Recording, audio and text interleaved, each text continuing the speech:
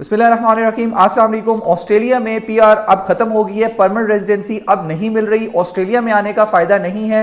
यहां पर पीआर कितने अरसे में मिलेगी अब, और पीआर किस तरह देंगे? ये पॉइंट टेस्ट सिस्टम खत्म हो रहा है, तो अब लोग पीआर किस तरह लिया करेंगे? हम तो पॉइंट्स अचीव नहीं कर सकते, और ऑस्ट्रेलिया स्किल्स के ऊपर पीआर देगा, कैसे देगा? पॉइंट टेस्ट सिस्टम को किस तरह चेंज करेगा? डिप्रेस्ड हो गए हम। इन सारे क्वेश्चंस का जवाब मैं आपको इस वीडियो में दूंगा और आपको क्विकली समझाने की कोशिश करूंगा कि ये जो नई अपडेट आई है इसमें पॉजिटिव चीजें हैं, नेगेटिव चीजें होती हैं हर चीज में, लेकिन पॉजिटिव ज्यादा हैं। और you can be the next one two become a permanent resident. कैसे? आपने वीडियो पूरी देखनी है। तो मैं स्टार्ट करूंगा इस बात से कि अगर जो स्किल्स की बात करते हैं कि ऑस्ट्रेलिया स्किल्स पे लोगों को जॉब देगा या स्किल्स पे लोगों को पीआर देगा, तो ये चीज तो बहुत अरसे से चल रही है। It's not a new thing.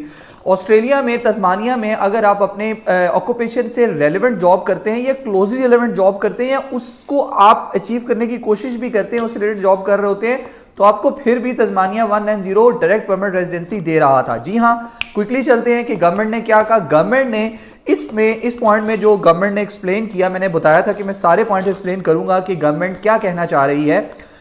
Government ने इसमें बताया कि हम रीशेप कर रहे हैं परमानेंट स्किल्ड माइग्रेशन को to drive long term prosperity. अच्छा, अब इसमें गवर्नमेंट ने कोई भी कमिटमेंट नहीं की। उन्होंने कहा कि इसके अंदर हम reforms, area for future reforms, यानी इसके अंदर हम काम करेंगे। इसके अंदर भाइयों कंसल्टेशन होंगी। कंसल्टेशन किससे होंगी? स्टेट एंड टेरिटरी से होंगी, यूनियन से होंगी, वर्कर से होंगी, और एम्प्लॉयर से होगी, और स्टेट अथॉरिटीज से होंगी। उसके बाद जाकर एक पॉलिसी बनेगी और देन वो उसको इंट्रोड्यूस करवाएंगे। हाँ, उन्होंने एक बात जरूर कही जो कि हमारे लिए सोचने के लिए, हमारे लिए बहुत जरूरी है, उसको मैं एंड पे बताऊंगा कि वो कौन सी बात थी। अच्छा, 3 से 4 पॉइंट हमारे पास इसमें आते हैं। सबसे पहली बात कि हमारे पास ऑस्ट्रेलिया में इमिग्रेशन सिस्टम इस टाइम क्या है। हमारे पास 3 से 4 वीजाज हैं जिस पे हम मेनली काम कर रहे होते हैं। एक स्किल्ड नॉमिनेटेड वीजा जिसमें आपका 190 आ गया, 189 आ गया और 491 आ गया। फिर उसके बाद हम एम्प्लॉयर नॉमिनेशन स्कीम पे चले जाते हैं जो कि 482 और आगे उस पर 186 अप्लाई करते थे। देन ग्लोबल टैलेंट वीजा हमारे पास आता था, और उससे आगे अगर हम बात करें तो हमारे पास बिजनेस एंड इन्वेस्टमेंट वीजा जो होते थे वो हम अप्लाई कर सकते थे इमिग्रेशन से रिलेटेड। अच्छा, अब इस सारे सिस्टम को डिजाइन करने की रीजन मैंने पिछली वीडियो में भी रीजन बताई, अब मैं बताता हूं उसके रीजन क्या जरूरत पड़ गई कि हम इस पॉइंट टेस्ट सिस्टम को खत्म करें। होता यह है कि यहां पर लोग आते हैं, लोग स्किल्ड वीजा पे आते हैं, टेम्परेरी वीजाज होते हैं, लोग काम शुरू करते हैं, या कोई ऐसा ग्रेजुएट होता है जो अपनी डिग्री खत्म होने के बाद परमानेंट रेजिडेंसी अप्लाई करता है। अब यहां पर थोड़ा सा आप नेगेटिव होंगे और थोड़ा सा आपके लिए डिसहार्टनिंग बात होगी कि बहुत सारे ऐसे लोग जो कि पॉइंट्स कंप्लीट नहीं कर पाते due to their some problems. अगर कोई नाती नहीं कर पा रहा, किसी के पास टाइम नहीं, किसी के पास पैसे नहीं, कोई आइट्स पे पॉइंट नहीं ले पा रहा, किसी के इतने स्किल्स नहीं, 7 ईस्ट लेना, 8 ईस्ट लेना एक एक्सेप्शनल बात होती है, हर बंदा नहीं ले पाता, कुछ परसेंटेज होती है कम्युनिटी से जो लेती है। ऐसे लोग, अच्छा पर मजे की बात, ऐसे लोग जॉब्स भी कर रहे होते हैं और बहुत अच्छे अपने करियर में ग्रो कर रहे होते हैं, लेकिन वो ड्रॉप आउट हो जाते हैं जब उनका वीजा खत्म हो रहा होता है। तो उनको एम्प्लॉयर्स ड्रॉप आउट करते हैं, एम्प्लॉयर्स कहते हैं आप जाएं वापस, बाय बाय। वो चले जाते हैं स्टूडेंट वीजा पर या वापस अपनी कंट्री में चले जाते हैं, तो उनका स्टे करने का यहाँ पर कोई जवाब नहीं होता उनके पास, क्योंकि वीजा नहीं होता। अब ऐसे लोगों के लिए गवर्नमेंट ने वीजा टारगेट किया। गवर्नमेंट कहती है कि हम ऐसा रिफॉर्म पॉइंट सिस्टम में लाएंगे जिसमें हर बंदे को इक्वल अपॉर्चुनिटी मिले, और ऐसे लोग हम यहां पर रखना चाहेंगे जो स्किल्ड हो। अब एक ग्रेजुएट अगर स्किल्ड है तो वो यहां रुक सकता है, लेकिन अगर एक ग्रेजुएट स्किल्ड नहीं है तो वो एक स्किल्ड बंदे की जगह मार रहा है और एक स्किल्ड बंदे का हक मार रहा है यहां पर रहकर। इन टर्म्स ऑफ स्पेस बहुत सारी चीजों के उन्होंने मेंशन किया कि हम किन चीजों को चैलेंजेस समझ रहे हैं, तो इनको स्किल्ड बंदों की जरूरत है। क्विकली चलते हैं अगले पॉइंट के ऊपर। अगला पॉइंट यह है कि बहुत सारे लोग जिनके पास स्किल्ड वीजा होता था, स्किल्ड वीजा के बाद उन्होंने परमानेंट रेजिडेंसी डाली। एक बंदे ने 80 पॉइंट पे पीआर डाल दी पॉइंट टेस्ट सिस्टम पे।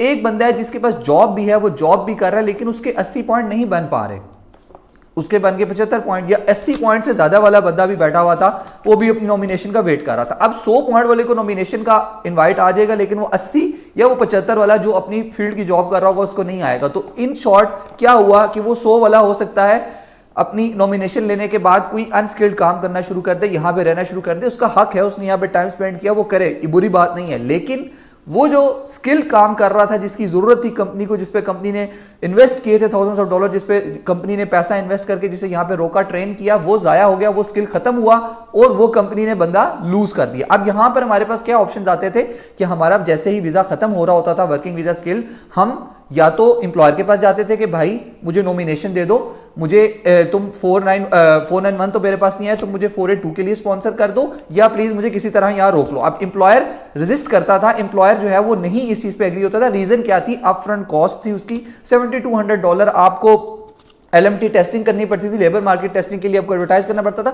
एम्प्लॉयर को एक ह्यूज कॉस्ट बेयर करनी पड़ती थी। कुछ एम्प्लॉयर स्पॉन्सर करने के लिए एलिजिबल होते थे, लेकिन वो स्पॉन्सर करने के लिए रजिस्टर्ड नहीं होते थे। एक लॉन्ग प्रोसीजर है, कट शॉर्ट करूंगा इस बात को। तो अब गवर्नमेंट ने क्या किया? गवर्नमेंट ने कहा कि अगर आपको ऐसे बंदे मिलते हैं, बहुत अच्छी बात है, आप उनको स्पॉन्सर करें, हम आपकी कॉस्ट को कम कर रहे हैं, आप हमें अप फ्रंट पैसे एकदम पैसे देने के बजाय हमें किस्तों में पैसे पे कर दे। तो इन शॉर्ट गवर्नमेंट उनको सपोर्ट कर रही है।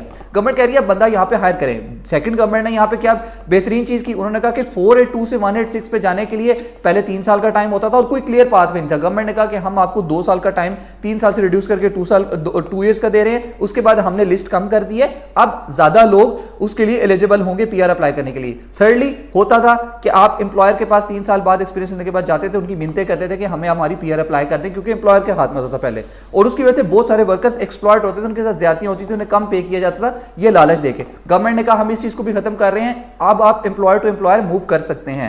जी हाँ दोस्तों, ये बड़ा इंपॉर्टेंट पॉइंट था। मूव करते हैं नेक्स्ट पॉइंट के ऊपर।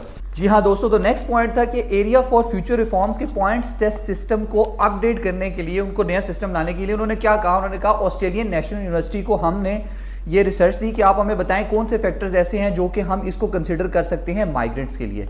जब उन्होंने इस चीज़ को देखा तो उन्होंने क्या कहा कि हमारे पास कुछ ऐसे फैक्टर्स हैं जैसे कि एजुकेशनल क्वालिफिकेशंस हो गई, एज हो गया, इंग्लिश लैंग्वेज हो गई।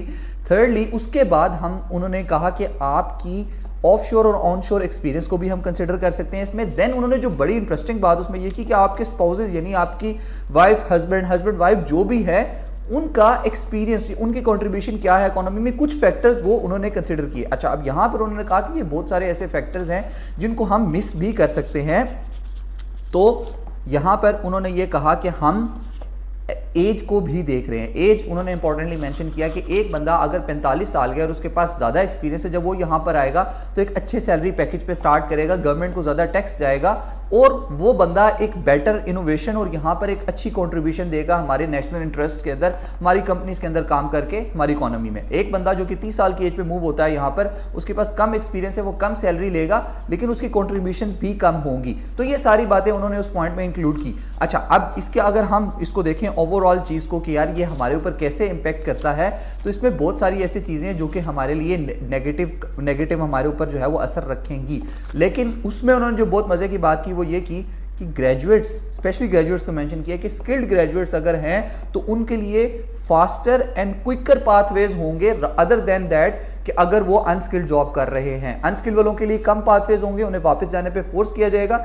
जो लोग स्किल्ड जॉब कर रहे होंगे उन्हें कहा जाएगा आप यहाँ रहो, फास्टर एंड क्विकर पाथवेज उनको दिए जाएंगे और वो यहाँ पर स्टे करके आगे ग्रो कर सकेंगे। बहुत सारे ऐसे ग्रेजुएट्स थे, मैं जिनको जानता हूँ, अच्छी जॉब्स कर रहे थे, अच्छी जॉब्स करने के बाद वीजा एक्सपायर होने वाला हुआ तो बेचारों को जॉब छोड़नी पड़ी और वापस जाना पड़ा। तो यहाँ पर स्किल्ड लोगों के लिए बहुत इंपॉर्टेंट चीज़ है ये।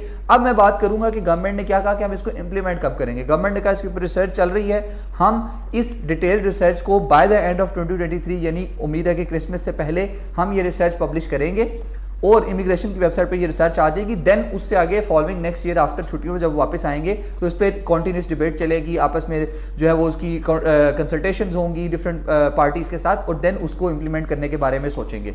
नेक्स्ट पॉइंट, आखिरी हमारे पास एक ही उम्मीद रह गई थी कि हम क्या करते थे, हम पैसा लगाते थे बिजनेस एंड इनोवेशन वीजा पे, यहाँ पर आ जाते थे। गवर्नमेंट ने वो लूप होल भी बंद करने लगी। अब उसमें गवर्नमेंट क्या कह रही है कि हमारे पास एक टैलेंट वीजा था जिसमें कुछ सीट्स होती थी, स्पेशल कोटा होता था उस ग्लोबल टैलेंट वीज़ा, और उसमें हम लोगों को यहाँ पे बुलाते थे। गवर्नमेंट क्या चाहती है कि हम एक वीज़ा निकालें जिसमें हम ग्लोबल टैलेंट वीज़ा और हम बिजनेस इन्वेस्टर्स को हम इकट्ठा कर दें और उसमें हम कम नंबर और हाईली एक्सपीरियंस और हाईली टारगेटेड, हाईली एक्सपीरियंस और हाई प्रोफाइल वाले लोगों को टारगेट करें, जिसमें एंटरप्रेन्योर्स भी हों, बिजनेसमैन भी हों, इन्वेस्टर्स भी हों, जिसमें रिसर्चर्स भी हों, उनको बुलाकर हम यहाँ पर करें। अब एक नेगेटिव बात उन्होंने यहाँ पे ये की कि हम इसकी वजह से गवर्नमेंट को जो पहले कोटा हम अलॉट करते थे बिजनेस का, वो हम अलॉट नहीं करेंगे। तो दोस्तों पूरी वीडियो का मैं अब आपको कंक्लूजन बताऊंगा।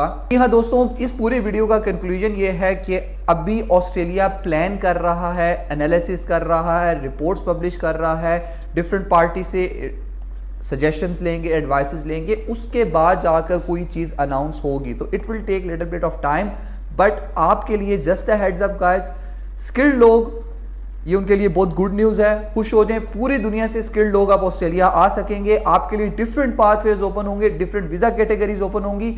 जो ग्रेजुएट्स यहाँ पर जॉब करना चाहते थे, अपनी जॉब करते थे, लेकिन वीज़ा की वजह से उनको कोई हायर नहीं करता था, गवर्नमेंट ने वो प्रॉब्लम भी सॉल्व कर दी है। All that government need from you कि आप स्किल सीखें और यहाँ पर स्किल जॉब करें। स्किल कोई भी हो सकता है, आप यहाँ पर हेयर ड्रेसर की जॉब करते हैं, आप यहाँ पर टाइलर की जॉब करते हैं, आप यहाँ पर लेबरर की जॉब करते हैं, but that is skilled job जो कि आपको ग्रो करेगी और आपको ग्रो करने में हेल्प करेगी। उससे रिलेटेड आप एजुकेशन भी लेना चाहते हैं तो आप यहाँ स्टे कर सकते हैं। अब ऑस्ट्रेलिया स्किल्ड लोगों को इनवाइट करेगा और बहुत अच्छे अच्छे इन्विटेशंस आएंगे।